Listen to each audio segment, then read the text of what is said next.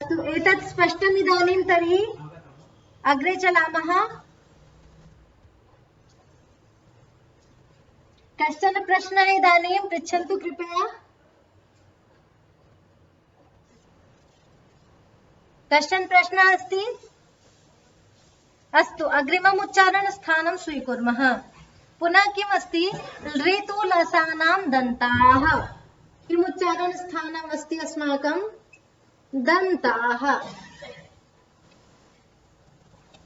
दन्तः एकः न भवति, अतः बहुवचने प्रयोगः। अस्तु, दन्ताः।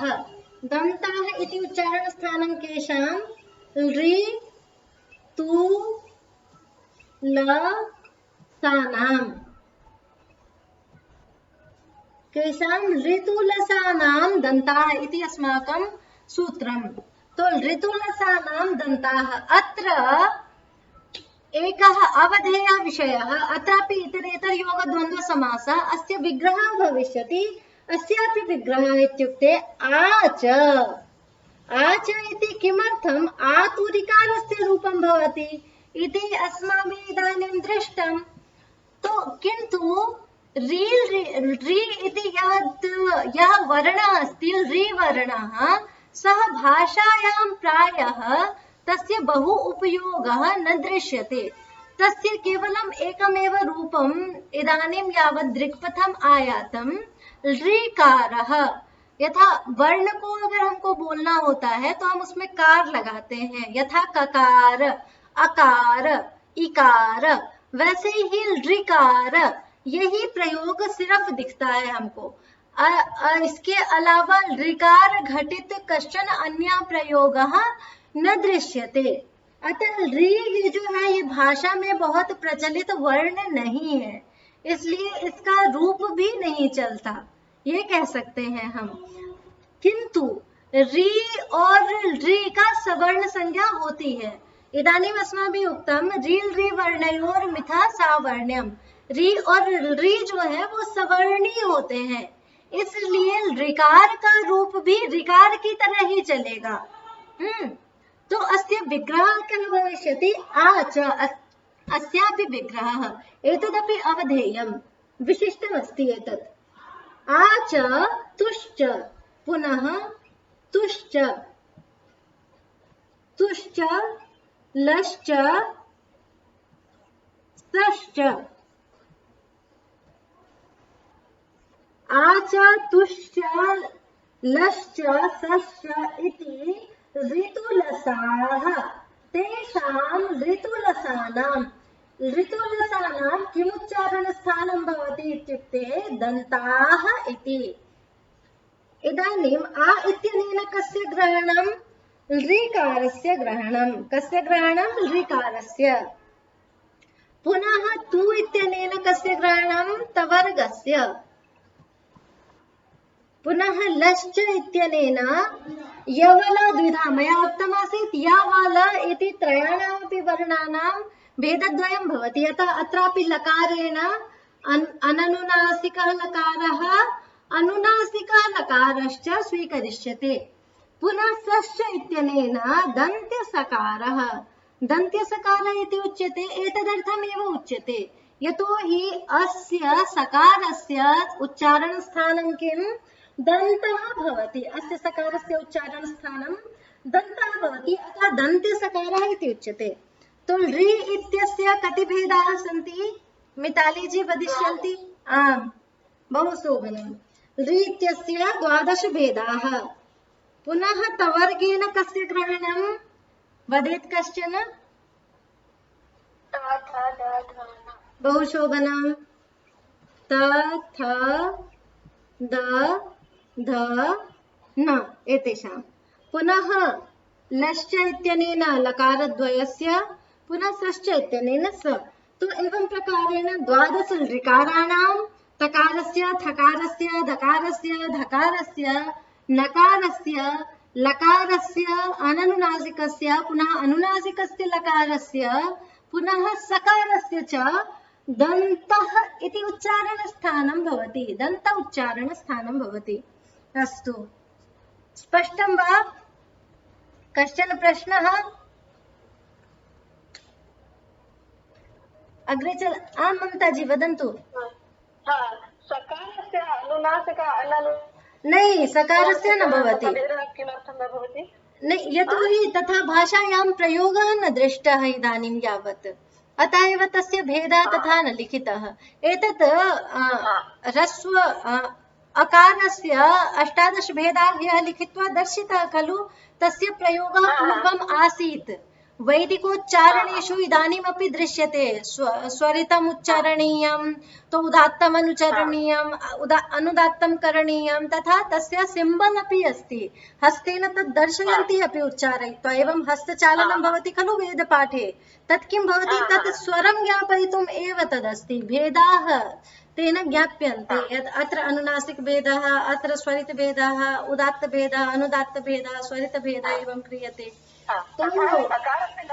न सकारस्य न भवति। व्यञ्जनेषु केवलं यकार वकार लकारयोः, एतदर्थम् एका पङ्क्तिः लिखिता अस्ति, यवल अनुनासिकत्वा अननुनासिकत्वाभ्यां यवला द्विधा।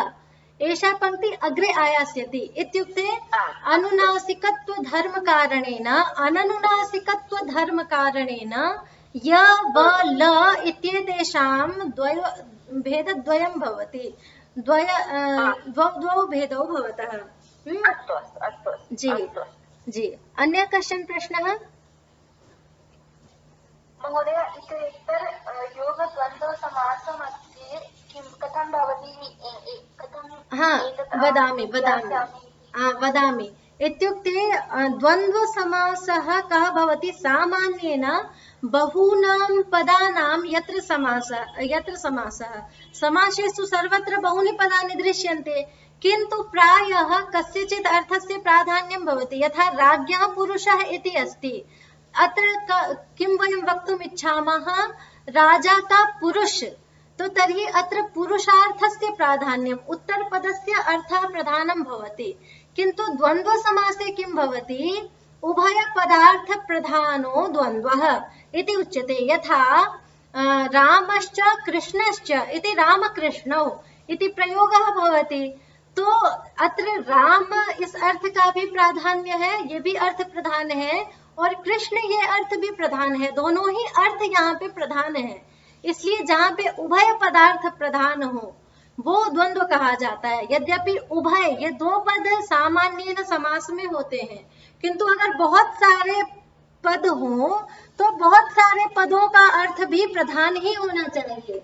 जैसे यहाँ पे ये सब पद है, आच, तुश्च, लश्च, सश्च, इन सभी पदों का अर्थ यहाँ प्रधान है, अर्थात हमको आ का भी ग्रहण करना है मुख्यार्थ में, तू का भी ग्रहण कर लिया है हमने, ल का भी हम ग्रहण कर रहे हैं, स का भी ग्रहण कर रहे हैं। इस प्रकार से सभी पदार्थ प्रधान है, जितने भी पद समास में है सभी पदार्थ प्रधान है, इसलिए यहाँ द्वंद्व समास है। अब ये जिज्ञासा होती है कि द्वंद्व के जो दो भेद हैं, इतरेतर और समाहार, इन दोनों में हमने यहाँ इतरेतर योग द्वंद्व ही क्यों लिया? क्यों हम बार बार इतरेतर योग द्वंद्व कह रहे हैं? तो इतरेतर योग द्वंद्व समास में क्या होता है कि जितने भी पदार्थ हैं हमारे पास, दो पदार्थ, एक पदार्थ तो हो ही नहीं सकता, क्योंकि समास में दो से अधिक पद ही होते हैं अथवा दो पद ही होते हैं। तो दो पद, इतरेतर योग द्वंद्व समास में जितने पदार्थ होते हैं उतनी उसको कहने के लिए वचन आता है, उतना ही वचन आता है। जैसे दो पदार्थ हैं तो उनको कहने के लिए द्विवचन आएगा, है ना। जैसे रामश्च कृष्णश्च, राम कृष्णौ, ये द्विवचन यहाँ पे आया है क्योंकि राम और कृष्ण दो हैं। तो इस दो संख्या को कहने के लिए जहाँ पे वचन आता है, द्विवचन आता है, उसको कहते हैं इतरेतर योग द्वंद्व समास। वैसे ही यहाँ पे ये एक ये एक पदार्थ है, तू एक पदार्थ है, ल एक पदार्थ है, श एक पदार्थ है, मतलब बहुत सारे पदार्थ हैं हमारे पास, 4 पदार्थ हैं वैसे कहा जाए तो 3 या 3 से अधिक पदार्थ जब होते हैं तो उसको कहने के लिए बहुवचन आता है। और जहाँ पे भी पदार्थों की संख्या को कहने के लिए वचन आ जाए और सभी पदार्थ प्रधान हो वहां पे हमको इतरेतर योग द्वंद्व समास सर्वदैव समझना चाहिए। ठीक है। और समाहार क्या होता है? समाहार में नपुंसक लिंग होता है, ये भी आगे आएगा। अभी इन सूत्रों की चर्चा में ही समाहार द्वंद्व समास भी आएगा हमारा। जैसे कंठ तालु, कंठोष्ठम, ये जो प्रयोग है ना, ए दैतोह कंठ तालु आगे आएगा, और ओ दौतो कंठोष्ठम, वकारस्य दंतोष्ठम। तो दंतोष्ठम ये जो प्रयोग है, कंठोष्ठम ये जो प्रयोग है, यहाँ पे यद्यपि दो पदार्थ है, कंठ भी है ओष्ठ भी है, इसको कहने के लिए दो संख्या अगर आ गई होती, दोनों अर्थों की प्रधानता भी है, किंतु इसको कहने के लिए अगर दो संख्या आ गई होती तो यहाँ भी इतरेतर योग द्वंद्व समास होता। लेकिन जब संख्या को कहने के लिए, पदार्थ की संख्या को कहने के लिए वचन नहीं आता, वहां पे समाहार द्वंद्व समास होता है। समाहार द्वंद्व में सर्वदैव नपुंसक लिंग होगा और एक वचन ही होगा। ये समाहार द्वंद्व समास की पहचान है। समाहार द्वंद्व समासम वयम एवमेव अवगन्तुं शक्नुमः यत् तत्र एकवचनमेव भवति, नपुंसक लिंगमेव भवति, किन्तु पदार्थं यावन्तम् अपि पदार्थः भवति तत्र तेषां सर्वेषां प्राधान्यम्। अवबुद्धं वा?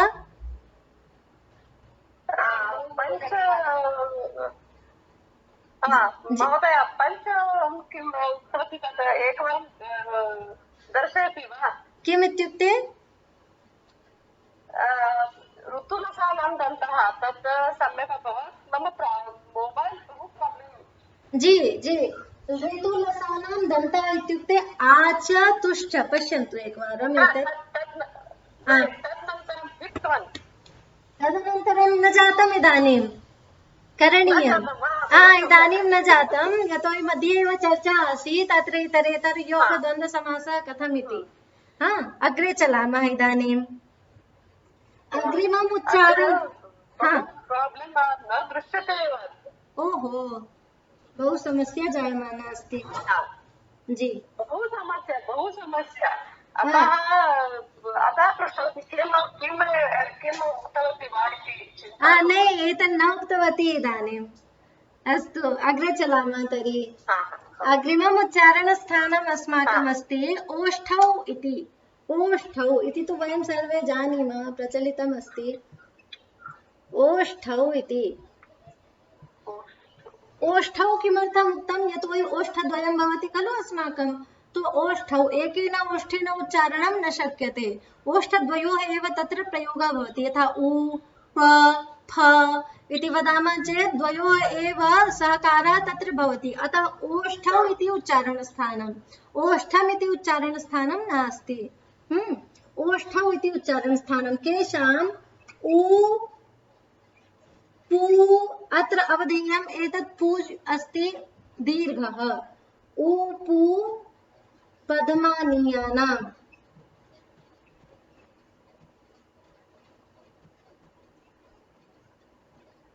केषाम् उच्चारणस्थानम्? ओष्ठौ। उपु पद्मानीयानाम् ओष्ठौ इति उच्चारणस्थानं भवति। अत्र उश्च, अत्रापि इतरेतर योग द्वन्द्व समासः। इदानीं ज्ञायते खलु, अत्र षष्ठी विभक्तेः बहुवचनम् आगतम् अस्ति, अतः इतरेतर योग द्वन्द्व समासः। पुश्च, पुश्च।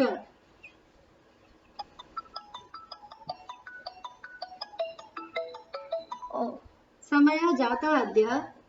उपद्मानीयश्च, एतत् कृत्वा समापयामः। उपद्मानीयश्च।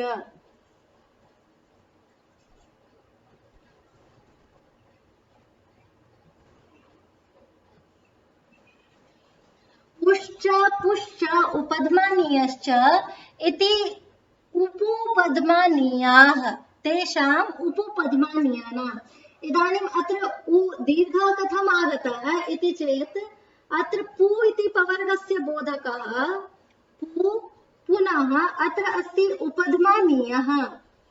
उपद्मानीयः इति रूपम् अस्ति, तो अत्र ह्रस्व उकारः वर्तते। रसोकारस्य रसोकारेण सवर्णसंज्ञा भवति, पुनः दीर्घः भवति। तो द्वयोः संयोगेन दीर्घरूपं निष्पद्यते उपु इति। अस्तु।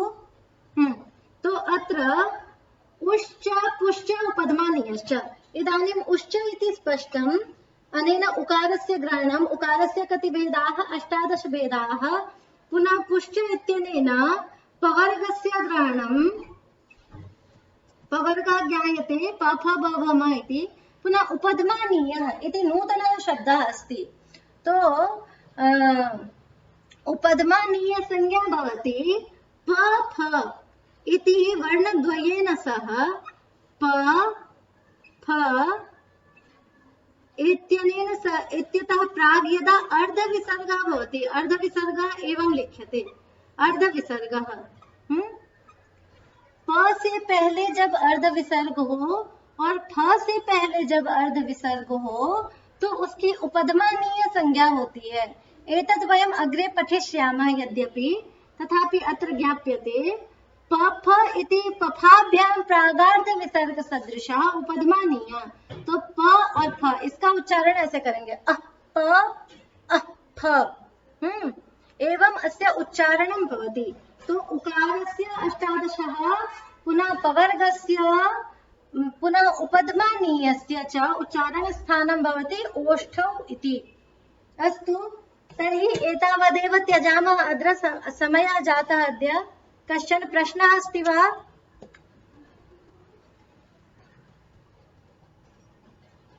कश्चन प्रश्नः?